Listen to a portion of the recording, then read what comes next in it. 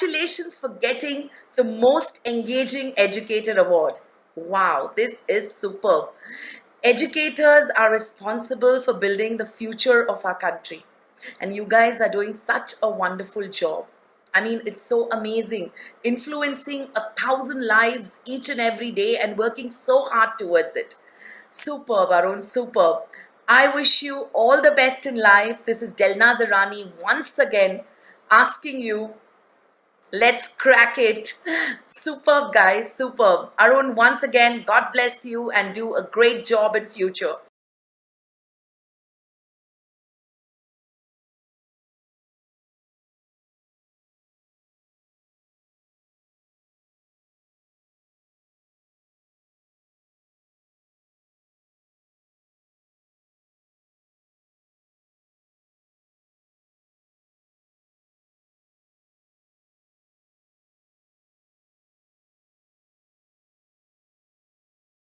Long years ago, we made a tryst with destiny, and now the time comes when we shall redeem our pledge. India will awake to life and freedom. चल उठ जा, let's crack it, जोर दे लगा, let's crack it, भीड़ को छोड़ दे, let's crack it, रास्ते मोड़ दे, let's crack it, चल उठ जा, let's crack it, जोर दे लगा, let's crack it, भीड़ को छोड़ दे, let's crack it, रास्ते मोड़ दे, let's crack it. साधारण सी है ये बात, परीक्षा करनी है पास, रोक के रखना अपनी सांस, अपनी एक ही आस पीछे सारे मंत्र और रट ले सारे फॉर्मूले, जब तक पार लगे ना नहीं है तब तक रेस्ट ना तू ले, तो इस बार तू आड़ दे, 6 फुट अंदर गाड़ दे, आसमां को फाड़ दे, जोर से दहाड़ दे, अंदर की आवाज सुन जो तेरे भीतर आई है, जोर लगा तो जोर लगा, let's crack it, लड़ जरा कुछ कर दिखा, let's crack it, लड़ जरा कुछ कर दिखा, let's crack it, जोर लगा तो जोर लगा, लड़ जरा कुछ कर दिखा, तू काने है बड़ी इनकी भोगते बड़ा भारी है, बिका है पकवान इनका शिक्षा के व्यापारी है, एक नंबर तेरा काम फीस यहाँ बहुत ज्यादा है, तू बाकियों से पीछे है, तू देख तो कितना नीचे है, उसके बाप का सिक्का चलता है, तेरा बाप कमाता सिक्के, मत सुन इनकी ये धुन इनकी, तू बढ़ता जा बस लड़ता जा, क्रैक करते जा, क्रैक करते जा, जोर लगा तो जोर लगा, लड़ जरा कुछ कर दिखा, let's crack it, जोर दे लगा, let's crack it, भीड़ को छोड़ दे, let's crack it, रास्ते मोड़ दे, let's crack it, चल उठ जा, let's crack it, जोर दे लगा, let's crack it, भीड़ को छोड़ दे, let's crack it, रास्ते मोड़ दे, let's crack it. बेटा सिस्टम का ये जोड़, तेरे हाथ पे ये सब गोल, तू है भटका हुआ भूगोल, Let's crack it, देगी तुझको बस ये दुनिया खूब निराशा खूब हताशा, When we shall खूब redeem निराशा खूब हताशा, मत सुन इनकी ये धुन इनकी, तू बढ़ता जा बस लड़ता जा, क्रैक करते जा, क्रैक करते जा, जोर लगा तो जोर लगा, let's crack it, कुछ कर जरा कुछ कर दिखा, जोर लगा तो जोर लगा, किस्मत तेरी मेहनत बन के मौका बेटा लाई है, क्रैक करते जा, क्रैक करते जा, चैलेंजेस उठाए जिससे ट्रॉफी भी उठाई है, क्रैक करते जा, क्रैक करते जा, अंदर की आवाज सुन जो तेरे भीतर आई है, क्रैक करते जा, क्रैक करते जाना, क्रैक क्रैक करते जाना, क्रैक क्रैक करते जाना, क्रैक क्रैक करते जाना, क्रैक, let's crack it, चल उठ जा, let's crack it, जोर दे लगा, let's crack it, भीड़ को छोड़ दे, let's crack it, रास्ते मोड़ दे, let's crack it, चल उठ जा, कर दिखा कुछ, क्योंकि तेरे हाथ में है करने का अभी मौका तेरे पास में। करता हूं यहाँ पे स्वागत आज की इस खास क्लास में, जहां पर मैं डिस्कस करने वाला हूं एसबीआई क्लर्क मेंस को। प्यारे बच्चों, अभी तक हम लोगों ने एसबीआई क्लर्क की क्लासेस ली, एसबीआई क्लर्क का एग्जाम हो चुका है, मतलब अगर मैं बात करूं 2 से 3% लोग बच्चे हैं जिनका पेपर है 8 तारीख को, 2 से 3% बच्चे हैं जिनका पेपर है 8 तारीख को भी, तो उनके लिए तो मैं यही कहूंगा, देखो यार कुछ नहीं करना है, जो पीडीएफ वगैरह मैंने प्रोवाइड किए थे देख लो, 99% पेपर वहीं से आ रहा है। जैसा विश्वास आप लोगों ने प्री में दिखाया, बच्चों को उम्मीद है कि सर जिस तरीके से आपने प्री पढ़ाया ठीक इसी तरीके से अगर आप मेंस की तैयारी भी करवा दो तो इस बार हमारी नौकरी पक्की है। तो भैया देखो वही वाली बात है, आप लोगों का प्यार हमेशा, जो ये आप लोगों का प्यार रहता है ये एक जिम्मेदारी का एहसास कराता है कि ठीक है भैया प्री की मैंने क्लास ली। मिनट वॉइस मिसमैच हो रही है, बहुत सारे बच्चे कह रहे हैं वॉइस मिसमैच, तो एक बार दोबारा से लाइव करेंगे, रुको सर कर दो जरा। हाँ भाई अब चेक करके बताओ सही आ रहा है सब, जल्दी एक बार जरा कमेंट कर दो सर हाँ सब सही है। 1 मिनट सर मैं जरा पहले बच्चों के जान लेता हूँ, बच्चे हाँ या ना कर दें तो फिर हम लोग शुरू करेंगे।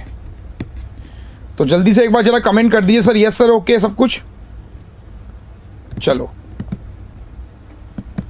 तो बहुत सारे बच्चे जो यहाँ पर बने हुए हैं एक बार जरा कमेंट कर दें, yes sir everything is okay, चलो सब कुछ ओके, डन, बहुत बढ़िया, कमेंट कर दें फटाफट से। चलो तो शुरू किया जाएगा नाउ। ओके सर कुछ नो कर रहे हैं, वॉइस मिसमैच अगेन।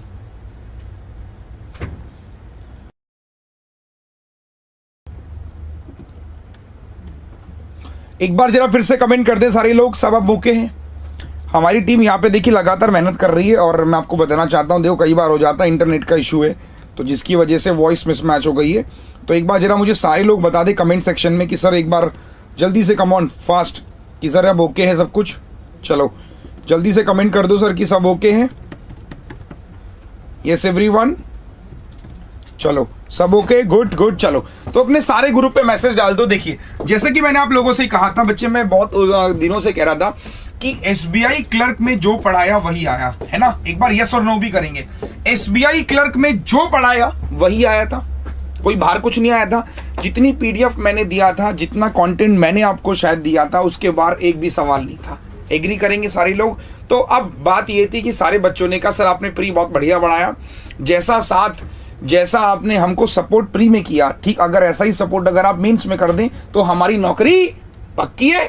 तो भैया नौकरी को पक्का करना है, क्योंकि मेंस के बाद कोई एक्सक्यूज नहीं मिलेगा। फिर मेंस के बाद सीधे नौकरी, कोई इंटरव्यू नहीं है, कोई जीडी नहीं है, कुछ भी नहीं है, सीधे डॉक्यूमेंटेशन होगी और नौकरी हाथ में आ जाएगी। तो पहले समझते हैं कि मेंस होता क्या है, मेंस का सिलेबस क्या है, मेंस में क्या करना होगा, कट ऑफ कितनी जा सकती है, कितना एक्सपेक्ट करना चाहिए मैथ्स में, कौन कौन से टॉपिक्स करने चाहिए, कौन से छोड़ने चाहिए, स्ट्रेटेजी क्या है, मेंस की स्ट्रेटेजी क्या है, ये आज का विषय है मेरा। तो इस पे मैं डिस्कशन करूंगा, एक आध सवाल भी करवाऊंगा। चलो तो शुरू करता हूं। सबसे पहले मैं आपको बताता हूं एसबीआई मेंस के बारे में। एसबीआई क्लर्क मेंस लिखने ज्यादा बेस्ट होगा। देखो एसबीआई क्लर्क मेंस के बारे में थोड़ा सा मैं आपको गाइड करना चाहूंगा कि एसबीआई क्लर्क मेंस की अगर मैं बात करूं तो ये पेपर बहुत हलवा तो नहीं आता, ठीक है। मैं यहां पे नहीं कहूंगा कि हलवा पेपर आता है, मेंस हलवा नहीं होता है। मेंस बिल्कुल रायता होता है, फैल गया तो समझो इतना फैल गया, समेटना मुश्किल हो जाता है। लास्ट ईयर जिन्होंने दिया होगा उनको मालूम होगा। देखो प्यारे बच्चों, बेटा मेंस में आपके 35 क्वेश्चन आएंगे। कितने क्वेश्चन आएंगे? 35 क्वेश्चन आएंगे मेंस में आपके, और जो आपको टाइम मिलेगा वो मिलेगा 45 मिनट। क्या मैं सही कह रहा हूं? तो 35 क्वेश्चन आते हैं मेंस में, जिसके लिए आपको जो समय दिया जाता है ना, वो दिया जाता है कितना? 45 मिनट के आसपास। एक बार मैं क्रॉस चेक भी कर लेता हूं, क्योंकि मुझे जो याद है, क्योंकि लास्ट ईयर तो यही था।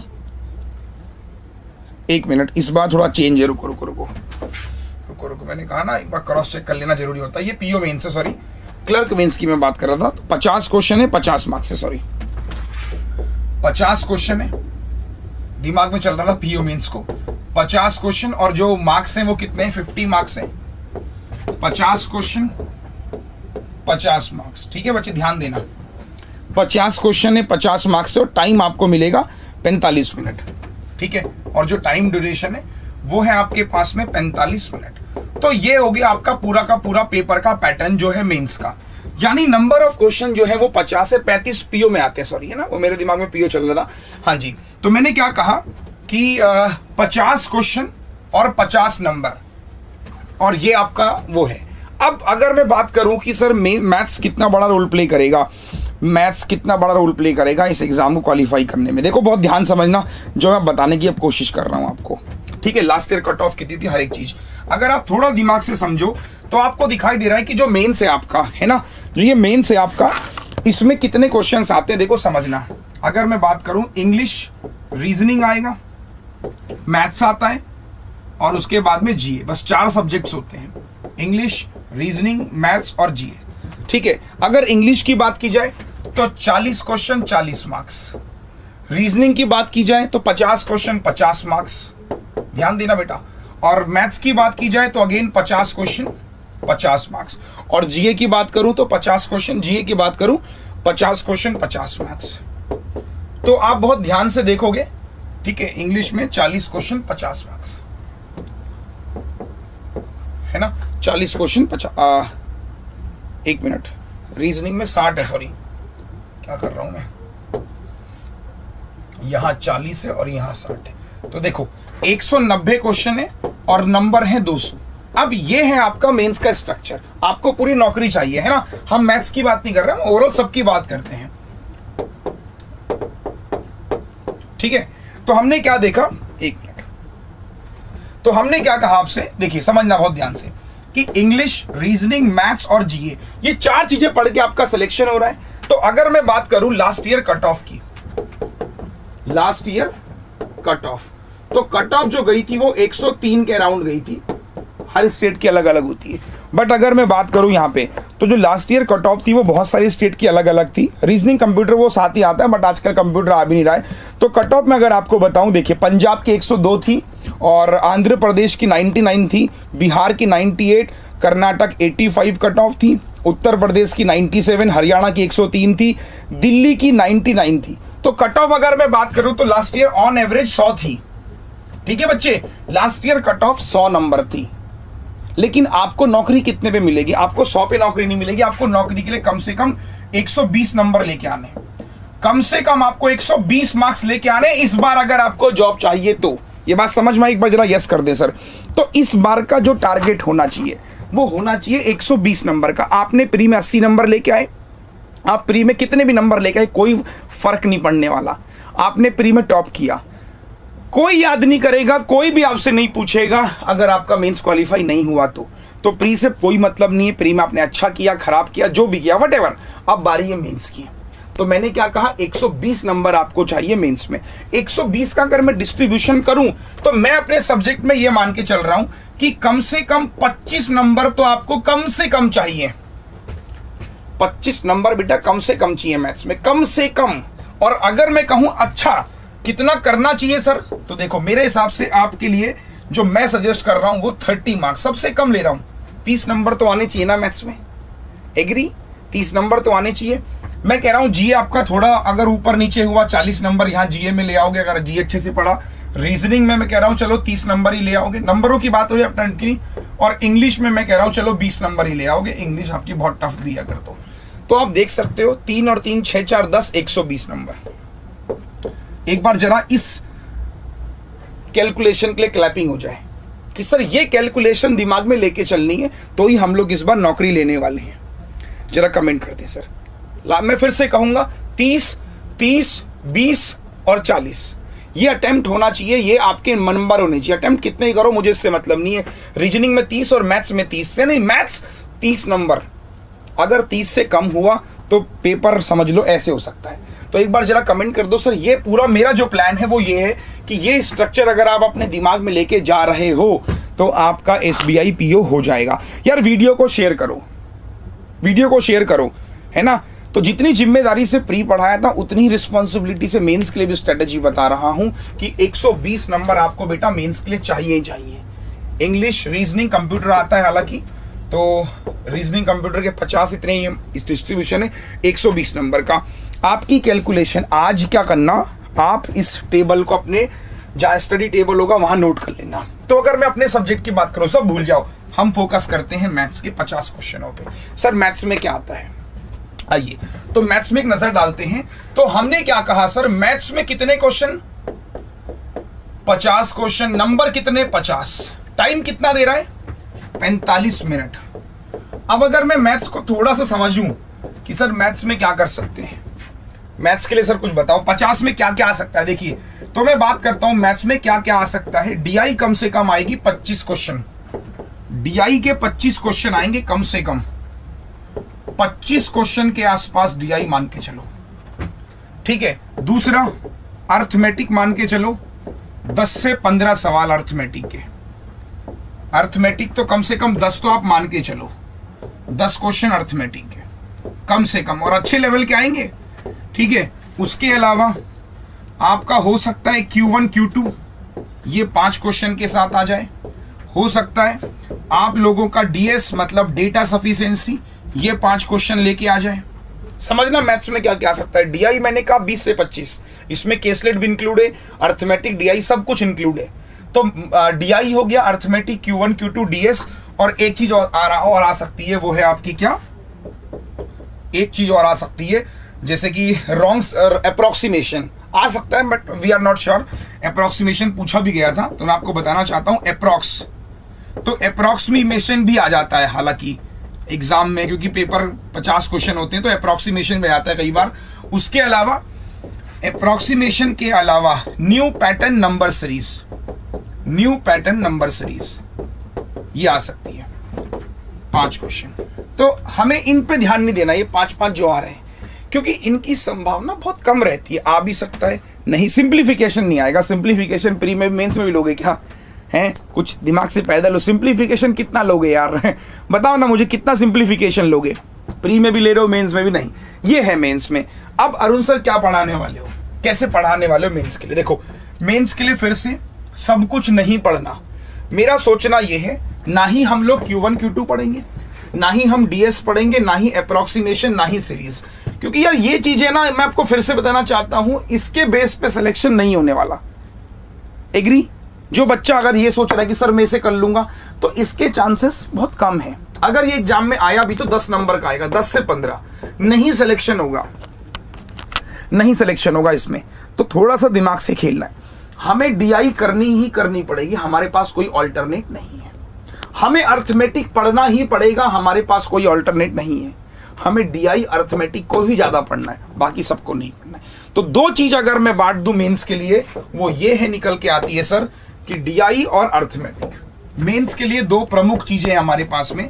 एक है DI पढ़नी है, और एक पढ़ना है हमको अर्थमेटिक, बस, और कुछ भी नहीं पढ़ना है। अर्थमेटिक भी आपने प्री में पढ़ा था मेरे साथ में, अर्थमेटिक प्री में पढ़ा था, DI भी पढ़ा था, लेकिन यहां पढ़ना है इसका हाई लेवल।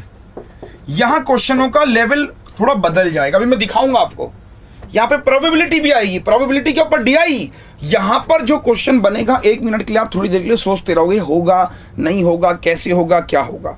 तो यहां पे अर्थमेटिक भी आएगा। अब मैं आपको एक क्वेश्चन दिखाता हूं जो SBI PO मेंस में आया था, बहुत छोटी सी DI थी और आसान थी। आओ दिखाता हूं मैं आपको, आप लोग बताना, ठीक है? आप ट्राई करना। ये देखो, ये SBI PO मेंस में आई थी।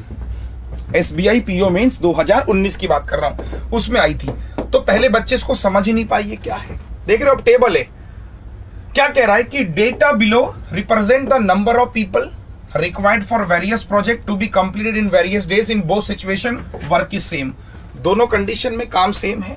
और ये प्रोजेक्ट दे रखा है कि project A, project B, project C, यहाँ X आदमी इतने दिन लेते हैं, Y आदमी इतने दिन लेते हैं, Z² आदमी इतने दिन लेते हैं। दूसरी सिचुएशन है, इतने आदमी इतने दिन, इतने आदमी इतने दिन, इतने आदमी इतने दिन। टाइम एंड वर्क के ऊपर DI बनी थी, जो SBI PO मेंस में आई थी। अब आप देखना, ठीक है? तो SBI PO मेंस में आई थी। मैं सेम आपको बताना चाहता हूं कि जब तक क्वेश्चन समझ में नहीं आएंगे, हम लोग नहीं कर पाएंगे। तो जिन्होंने टाइम एंड वर्क अच्छे से पढ़ा है, ये आया था। अब इस पे क्वेश्चन लेता हूं। सर पहला क्वेश्चन देखिए, समझने का खेला था, ट्राई कीजिए एक बार जरा। देखिए वो क्या कह रहा है कि 64 पीपल काम कर रहे हैं एक सिचुएशन प्रोजेक्ट A, तो कितने लोग काम खत्म करेंगे? अगर 64 आदमी होते प्रोजेक्ट A में, तो काम कितने दिन में खत्म होता? बनाइए। टाइम एंड वर्क का क्वेश्चन है, कैसे करोगे? वर्क निकलेगा, वर्क नहीं निकलेगा? Let's try everyone. ये SBI PO मेंस में आया था। और वीडियो को लाइक जरूर करें यार। मैंने कहा ना, DI को ज्यादा से ज्यादा पढ़ना है। देखो कॉन्सेप्ट क्या था इसका, वो क्या कह रहा था, देखो समझना। दोनों सिचुएशन में वर्क सेम है। देखो प्यारे बच्चों, X आदमी काम करते हैं इतने दिन में, और इतने आदमी काम करते हैं इतने दिन में, तो काम सेम होगा। तो मैंने क्या कहा कि जो काम X आदमी ने 88 दिनों में किया, यही काम X + 8 आदमियों ने 66 डेज में किया होगा। हाँ या ना बोलो? तो ये दोनों बराबर। से यस और नो, से यस और नो, कम ऑन फास्ट, कि सर X आदमी इतने दिनों में काम कर रहे हैं, तो जो ये काम है यही काम बराबर होंगे। सॉल्यूशन जब मैंने इसको करने बैठा तो क्या मिला? 22 से 3 बार 4 बार, 4x 3x + 24। तो आप सॉल्व करोगे, x की वैल्यू कितनी आ गई? 24। क्लियर हुआ? तो आपने क्या कहा सर, x की वैल्यू कितनी आ गई? 24 आ गई। ये आपका आंसर नहीं है। जो आप x की वैल्यू निकाल रहे हो, ये आपका आंसर नहीं है। तो आपसे क्या पूछ रहा है? अगर 64 आदमी होते, तो क्वेश्चन ये बन गया कि 24 आदमी काम कर रहे हैं 88 दिन में। इसी काम को अगर 64 लोग करते, कितने दिन लेते? D। ये क्वेश्चन होगी। तो 8 11 8 जा 64, 8 3 24, तो आपका आंसर हो गया 33 दिन। कैसा लगा क्वेश्चन? बहुत मुश्किल नहीं था, लेकिन अल्टीमेटली अगर बात की जाए तो आपने एक चीज़ यहाँ पे सीखी, वो है इसका कॉन्सेप्ट्स। सर जब हम फर्स्ट टाइम DI को देखते हैं हमारे दिमाग में नहीं क्लिक करता, एग्जाम्स का प्रेशर, मेंस होता है, बच्चे नहीं क्लिक कर पाते सर क्या पूछना चाह रहा है, क्वेश्चंस का लॉजिक क्या है। लेकिन आपने देखा DI आसान आ रही है, तो मैं आपसे यही कह रहा हूँ कि आप क्लर्क मेंस क्वालिफाई कर सकते हो। ऐसा नहीं कि आप नहीं क्वालिफाई कर सकते। बहुत लोग सोच रहे हो सर हम तो क्वालिफाई क्या पता ना कर पाए, पेपर कैट लेवल का आएगा। कैट लेवल का नहीं आएगा, वो आप ही के लेवल का आएगा, लेकिन बस थोड़ा सा घुमा के पूछेगा। अब इसी पे एक सवाल और दूं, अगला सवाल कर लोगे ना? एक सवाल और दूं इसी पे? यार 550 लोग हैं, एक बार जरा कमेंट कर दो सर एक सवाल और दीजिए। चलिए एक सवाल और इसी पे बनाओ, ट्राई करो। अब कहोगे सर ये क्या क्वेश्चन है, देखो ट्राई करो, स्विच कर लेता हूं मैं।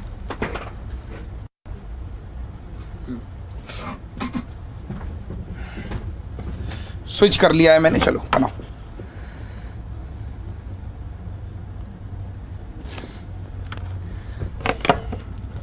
भाई वीडियो को लाइक कर दो फटाफट सारे लोग।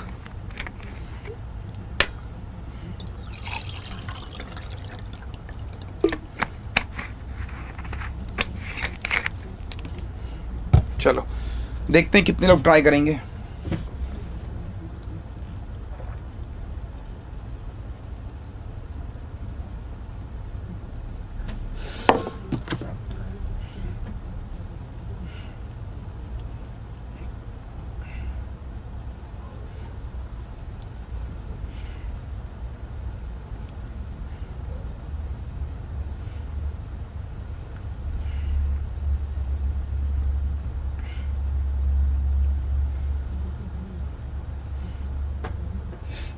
आ जाओ, बहुत लोगों ने आंसर किया कर रहे हैं, कुछ लोग 120।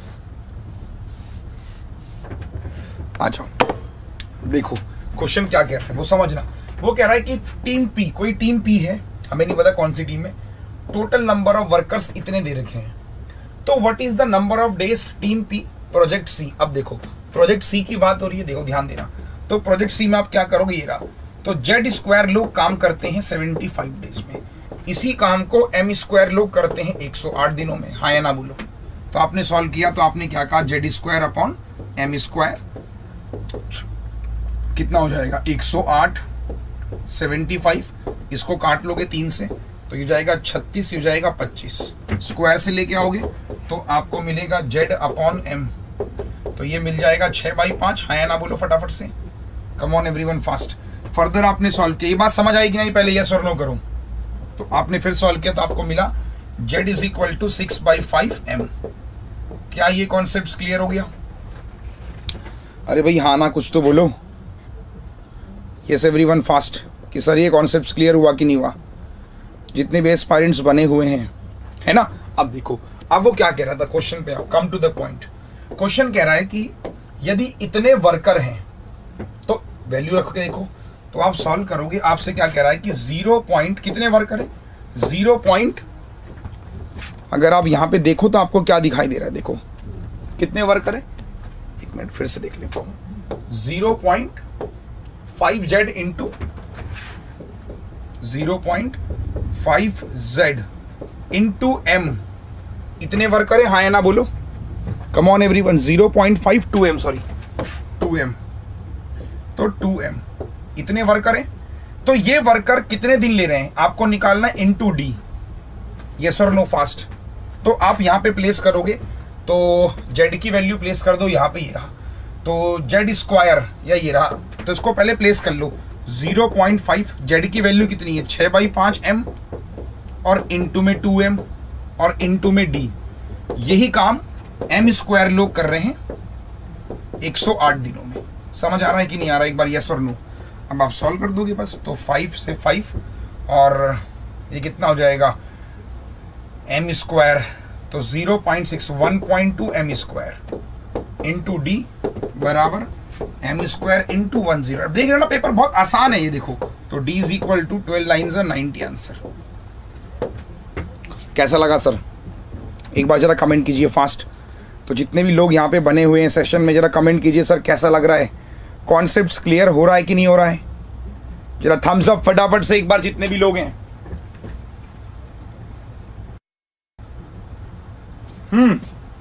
तो अल्टीमेटली आपने क्या देखा सर, क्वेश्चन बहुत थोड़े से लेंथी है, लेकिन मेंस लेवल के मैं फिर से कहूंगा इतना मुश्किल नहीं है कि आप ना अटेम्प्ट कर पाओ, है ना। एक सवाल और दूँ इसमें ही, इसी डीआई में एक सवाल और बनता है, थोड़ा सा कॉन्फिडेंस आएगा, हाँ सर, है ना। तो मैं यही आपसे कह रहा हूँ कि डीआई और अर्थमेटिक पे ही फोकस करना है, बस और कुछ नहीं है। मैं आपके साथ तैयारी कराऊंगा, मैं आपको पूरा बता रहा हूँ कि आप जुड़िए मेरे साथ, आज से ही जुड़िए, मेंस की तैयारी करिए भैया। अगर आपका पेपर अच्छा हुआ है वेट मत कीजिए रिजल्ट का, आपका प्री क्वालिफाई हो जाएगा, आप मेंस की तैयारी कीजिए। चलो एक सवाल और देता हूँ, उम्मीद करता हूँ कि आप लोग करोगे, ठीक है। एक क्वेश्चन और बनता है, चलो थम्स अप फटाफट से।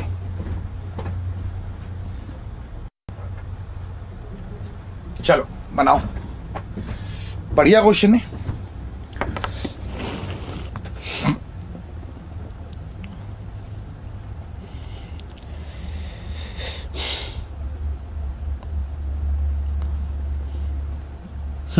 बनाओ बनाओ, शाबाश।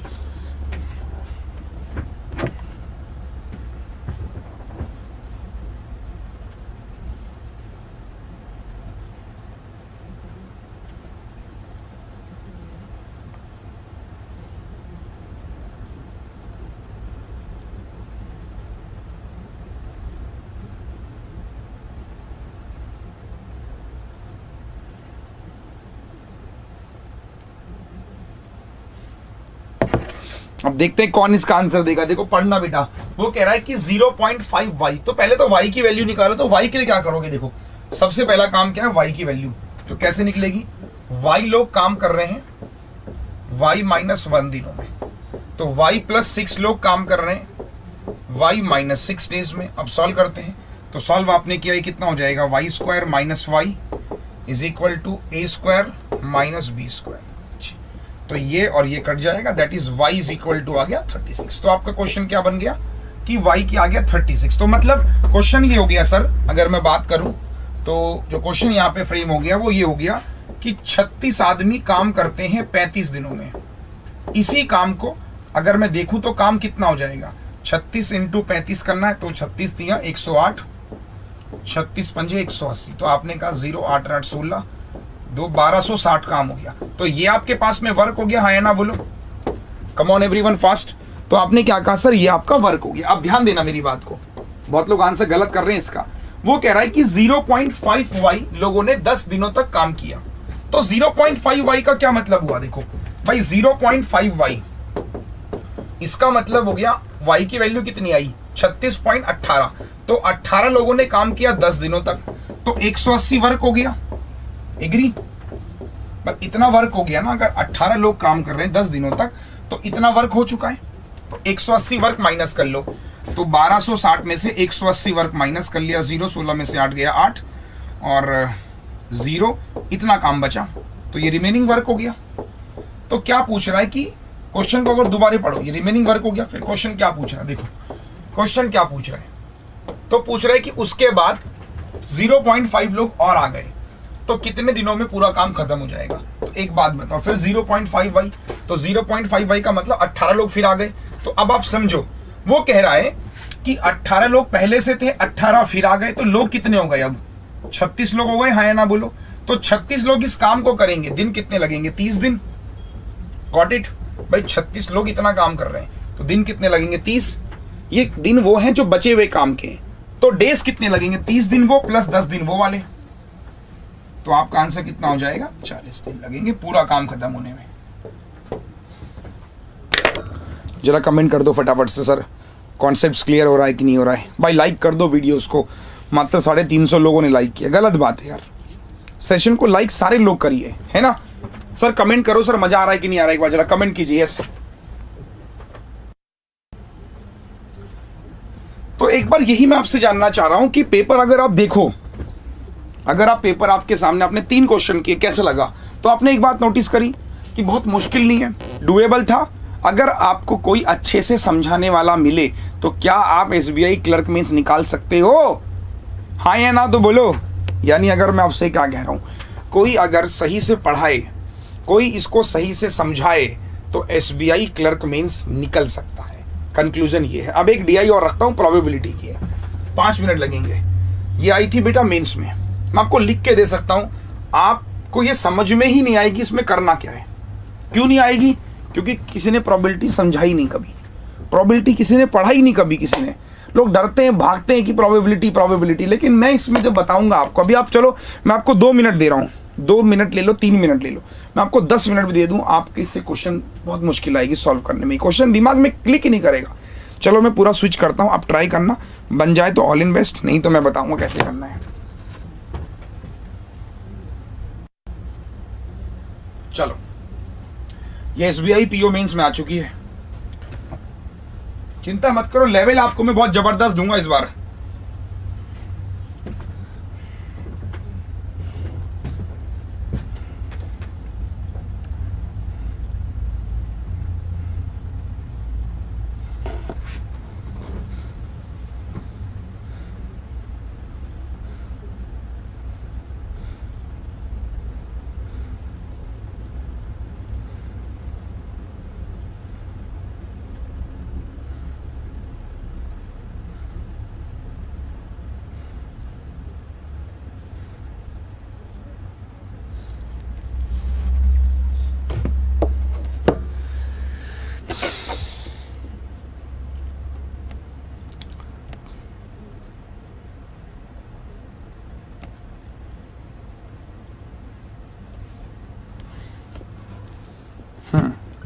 बहुत लोग कह रहे हैं सर हमारे तो ऊपर से जा रहा है, मैंने कहा ना, देखो आप खुद देख लो। क्यों? क्योंकि लोग पढ़ाते ही नहीं है, समझाते ही नहीं है, क्या करना है कुछ पता ही नहीं है इसमें। सर ये क्या है, बहुत लोग यही पूछ रहे हैं। भाई लाइक करो जिनको मज़ा आ रहा है कि सर हाँ देखो, मैंने इसलिए कहा यूट्यूब पे, मैं देखो बहुत कहते हैं सर आप यूट्यूब पे नहीं पढ़ाते हो मेंस, शायद मैं आपसे ये कहता हूँ, देखो कंटेंट एक्चुअल में ऐसा होता है कि मेंस यूट्यूब पे बच्चा, देखो अभी आप खुद देखो 11 लोग डिसलाइक करके चले गए हैं, आप देख रहे हो ना, उनका मुझे इंटेंशन समझ में नहीं आया कि वो डिसलाइक क्यों कर रहे हैं। तो एक्चुअल में क्या है ना, यूट्यूब पे वो क्रेडिबिलिटी नहीं मिलती बच्चे, जो एक्चुअल में प्लस में क्या होता है जब हम लोग पढ़ाते हैं, मैं आपको बताऊं, आज मैं एक चेक कर रहा था तो SBI PO पढ़ाया था, तो उसमें 11,000 लोगों ने एनरोल किया था वो कोर्स। अब समझ रहे हो मेरी बात को, सीरियस बच्चा आता है, हम लोग जस्टिफाई करते हैं कि भाई 11,000 आया तो कम से कम 4,000 लोगों ने प्री क्वालिफाई किया या 5,000 लोगों ने प्री क्वालिफाई किया, एक जस्टिफिकेशन खुद को भी रहता है ना। आओ, हुआ किसी का? चलो समझा देता हूं मैं। देखो सबसे पहले तो प्रोबेबिलिटी नहीं पता लोगों को होती क्या है, तो प्रोबेबिलिटी को समझना जरूरी। देखो क्या कह रहा है कि एक बैग X है, देखो समझना, एक बैग X है, there are some identically green balls और rest are blue balls greater than green balls. ठीक है, पहला स्टेटमेंट पढ़ो कि probability of getting 1 green and 1 blue ball without replacement. Without replacement क्या होता है, पहले विदाउट रिप्लेसमेंट समझो। सर ये विदाउट रिप्लेसमेंट क्या होता है, पहले तो यही नहीं पता लोगों को सर, तो क्वेश्चन तो बात की बात है ना। विदाउट रिप्लेसमेंट होता क्या है सुनना। फॉर एग्जाम्पल मैंने कहा कि ग्रीन बॉल मान लो 15 है और ब्लू बॉल मान लो 20 है। For example, just take an example, ठीक है। यस, विदाउट रिप्लेसमेंट क्या होता है कि बॉल्स कितनी हो गई, 35 है ना। अब मैं कह रहा हूं कि एक बॉल निकालनी है, तो प्रोबेबिलिटी कितनी हो जाएगी, 15/35। सिंपल। अगर मैं एक बॉल यहां से निकाल रहा हूं 15 में से और ग्रीन होनी चाहिए, तो ग्रीन की प्रोबेबिलिटी 15/35। नेक्स्ट अगली बॉल ब्लू होनी चाहिए, तो अब आपने क्या किया, बॉल निकाली, एक बॉल निकल गई, उसके बाद आपने उस बॉल को निकाल के साइड में रख दिया। सर जरा एक बार मैं दिखा देता हूं, ठीक है, सुनना बस मेरे शब्दों को सुनना, कि आपने क्या किया, उस बॉल को निकाल के साइड में रख दिया, तो बॉल कितनी बची नीचे, 34 बची, ठीक है। और वो बॉल अब आ गई ब्लू बॉल कितनी है, 20। ये समझ में आ गया, एक केस ये हुआ। प्लस दूसरे केस में वैसे भी तो बोल सकते हैं कि पहले ब्लू आ गई तो 20/35 और अब ग्रीन आएगी तो 15/34। हाँ या ना बोलो। तो ये होता है विदाउट रिप्लेसमेंट का केस, ठीक है। अब इसको अगर आप कॉमन लोगे तो आपको दिखाई देगा कि सर ऊपर तो सेम ही है, तो इसको लिख सकते हैं 2 × 15/35 और 20/34। बात तो एक ही है ना भाई, इसको कॉमन ले लो, 1 + 1 2। हाँ या ना बोलूं। तो विदाउट रिप्लेसमेंट का केस ये वाला बना। ये स्टेप समझ में आया कि नहीं आया, पहले ये बताओ। Come on everyone fast. ये वाला स्टेप क्लियर हुआ सबको कि ये कॉन्सेप्ट समझ में आया कि नहीं आया। अब इसी कॉन्सेप्ट के ऊपर ये सवाल था, देखो इसी कॉन्सेप्ट के ऊपर ये सवाल था कि एक ग्रीन बॉल निकालनी है, एक ये निकालनी है, उसकी प्रोबेबिलिटी 40/87 है। कॉन्सेप्ट देखना बेटा, कॉन्सेप्ट की लड़ाई है। तो आप कह रहे हो ग्रीन बॉल निकाल रहे होंगे, तो क्या हो जाएगा, ग्रीन अपॉन टोटल, फिर अगली प्रोबेबिलिटी ब्लू T-1, यही तो होगा, और इंटू 2 कर लो। कॉन्सेप्ट्स की लड़ाई है, मैंने हमेशा से कहा है, जिसका कॉन्सेप्ट क्लियर उसका एग्जाम क्लियर। ये T-1 एक कम हो जाएगी। इसकी वैल्यू दे रखी है 40/87। बच्चे बोलो हाँ या ना। इज इट क्लियर कि sir green upon total, blue upon T-1, और ये 2 क्योंकि कोई भी केस बन सकता है। आपने सॉल्व किया, 2 से कितनी बार गया, 20 बार। इसको ब्रेक कर लो, G/T इंटू B/T-1, और इसको ब्रेक कर लो 20। इसको मैं क्या लिख सकता हूं, 29 इंटू 3। अब बनाने की कोशिश करो, एक जीरो यहां लगाओ, एक जीरो यहां लगाओ, तो देखो कुछ मिल रहा है। देखो ये देखो T, ये देखो T-1 ये रहा और T ये रहा। तो आप क्या कहोगे, टोटल बॉल 30 हो गई। हाँ या ना बोलो। स्टेटमेंट समझ आ रहा है? सारा का सारा खेल क्या है, समझने का है। प्रॉब्लम क्या है कि लोग समझाते कम है इस चीज को। मैंने क्या कहा, विदाउट रिप्लेसमेंट, कि G/T B/T-1 2 ये दे रखा था। सॉल्व किया मैंने, G/T B/T-1 ये दे रखा था। हमने फैक्टर बनाए, 29 इंटू 3 होता ही है, तो मैंने इसको 30 कर लिया, क्योंकि T-1 में बनाना, तो ऊपर 0 लगा दिया, 200। तो आपने कंपैरिजन जब किया तो आपने कहा टोटल 30 बॉल हो गई। 30 बॉल हो गई, हाँ या ना बोलो। अब ऊपर आपको 200 चाहिए, 200। अब देखो कॉमन सेंस लगाओ कि G इंटू B 200 चाहिए, और G प्लस B जो है वो 30 है। तो केस क्या बनेंगे, 10 और 20। हाँ या ना बोलो, सिंपल। 10 और 20 ही तो बनेंगे, हाँ या ना बोलो, यस और नो फास्ट। भाई G और B क्या बनेंगे, 10 और 20। अब कौन 10 होगा कौन 20 होगा, ये कौन बताएगा, स्टेटमेंट। कौन सा स्टेटमेंट बताएगा, ये वाला। कहां पे, कि blue balls greater than green balls. तो ब्लू ज्यादा है, तो इसका मतलब जो आपकी ब्लू बॉल है वो आपकी 20 है, और ग्रीन बॉल है वो आपकी 10 है। क्या ये स्टेप क्लियर हुआ या नहीं हुआ? जल्दी से थम्स अप, फास्ट, जल्दी से बोलो हाँ या ना सर। समझ में आ गया? तो पहला स्टेटमेंट क्लियर है, एक बार जरा यस कर दे सारे लोग। Come on fast. तो 20 10 समझ में आ गया ना सर सबको? तो ब्लू आपकी कितनी है, 20, ग्रीन आपकी हो गई 10। तो पहला स्टेटमेंट क्लियर हो गया। अब दूसरा स्टेटमेंट पे आ जाओ। देखो दूसरे स्टेटमेंट पे आ जाओ। तो आपने पहला स्टेटमेंट सॉल्व कर दिया, तो यहां से आपने निकाल दिया कि दूसरा पढ़ो, probability of getting 2 green ball is A। तो A की वैल्यू भी निकल जाएगी। देखो तो ग्रीन कितनी है, 2 ग्रीन निकालनी है, तो ग्रीन कितनी है, 10 है ना। क्वेश्चन को समझना है, मैंने अल्टीमेटली यही कहा है। सर एक बार जरा मुझे दिखा दीजिए। तो समझ में आया कि नहीं, एक बार थम्स अप कर दो फटाफट से, मजा आ रहा है। अब देखो प्रोबेबिलिटी ऑफ ग्रीन, तो 10 में से 2 और नीचे 30 में से 2। सॉल्व कर लेते हैं। तो 10C2 10 इंटू 9 और नीचे 30 इंटू 32। तो 10 से 3 बार, 3 से 3 बार, तो आपका आंसर 3/29। ये आ गया आपका सेकंड स्टेटमेंट की वैल्यू। ठीक है, अब आप तीसरा स्टेटमेंट पढ़ोगे, सेम सॉल्व कर लोगे। ऐसी आपका तीसरा भी होगा, वो मैं करवा नहीं रहा हूं, आपको खुद के लिए छोड़ दे रहा हूं। ठीक है, आप ट्राई करना।